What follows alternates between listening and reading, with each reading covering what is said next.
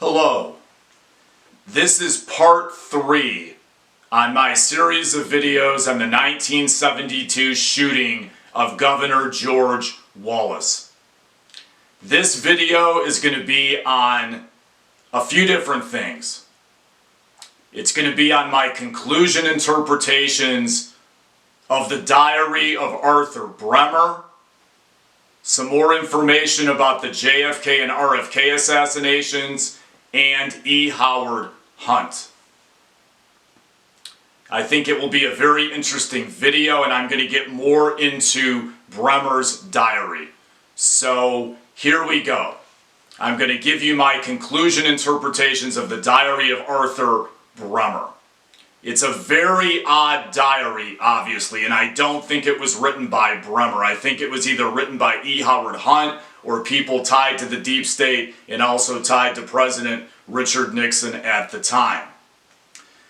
I think the diary obviously had to be written by someone else. Where's the motive in there versus anybody such as Nixon or Wallace or really anybody else for that matter when it comes to politicians? He mainly talks about people, sex, and motels. He probably was a loner with mental issues, but not much else. That doesn't make you an assassin of political candidates. He shows signs of mind control as an assassin, which I talked about in previous videos. Whoever wrote this wanted him to look like an impotent loner weirdo who wanted celebrity or debutante status. Travel is a big sign of a setup, as in other assassination plots, such as with Lee Harvey Oswald, Sirhan Sirhan, James Earl Ray, Chapman, and John Hinckley. He had no money to travel, literally zero. They wanted Wallace out of the race so George McGovern would lose.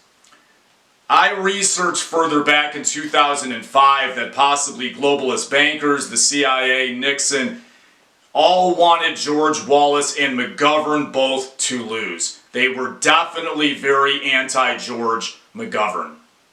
I'm talking about the entire global establishment and our domestic establishment. It's too much money in war. At that time, you're talking about the Vietnam War.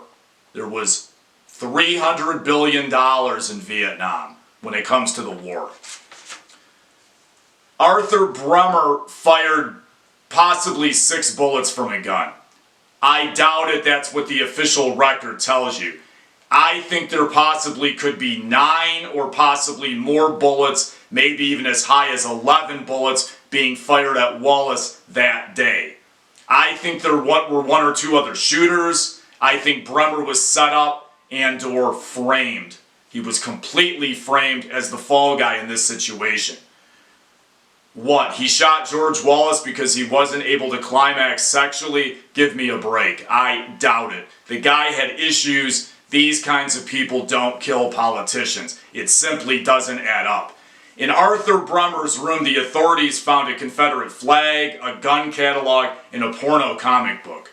This proves nothing. Was it planted evidence? I think so, probably. If at all, the flag would suggest being a pro-Wallace Democrat. Zero adds up here whatsoever. He was framed to be the fall guy. According to Wikipedia, Arthur Bremer claimed he did not reach the level of infamy of Lee Harvey Oswald or John Wilkes Booth, which is true. Who knows if he actually said that. Also, according to Wikipedia, about 2 weeks before the shooting, Arthur Bremer had checked out 2 books on the RFK murder. This is highly suspicious and sounds like a methodical setup to frame Bremer as the stoolie or as the fall guy. Another one of my conclusions about all this is pretty much the following. E. Howard Hunt, in my view, probably wrote the diary or others tied to Nixon. I read one of his books about 20 years ago called Give Us This Day. There are similar political writing styles to the Arthur Bremer diary. According to the book High Treason about the JFK assassination by Dr. Robert Groden and Harrison E. Livingstone, according to them, there are similarities between Lee Harvey Oswald's diary and Arthur Bremer's diary. There's also a lot of similarities between the diaries or the notebooks of Sirhan Sirhan and Arthur Bremer. Both of those men were accused of killing JFK and RFK. Very, very suspicious. I think E. Howard Hunt was involved in the JFK assassination, and I also believe that the CIA and others in the establishment were heavily involved in the murder of RFK.